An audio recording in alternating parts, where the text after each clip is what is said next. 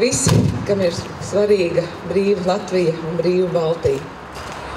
Šodien atzīmējam 25 gadus, kopš Baltijas valsts iedzīvotāji no Tompejā pils Tallinā līdz Ģedimina tornim Viļņā, šķērsojot Latviju, sadevās rokās, apliecinādami ciešu gribu atgūt sev brīvību. Nesatricinām savā ticībā un vienotu pārliecībā par brīvu Latviju, brīvu Lietuvu un brīvu Igauniju.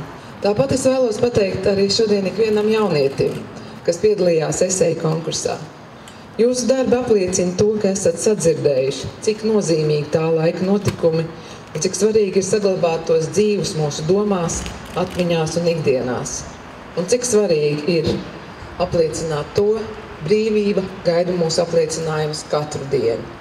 Brīvība nav par velti, tā ir jāizcīna no jauna katru dienu. Tā ir lielākā vērtība. Paldies mums visiem, lai mums priecīgi svētki, lai gaiša nākotne Latvijai un Baltijai.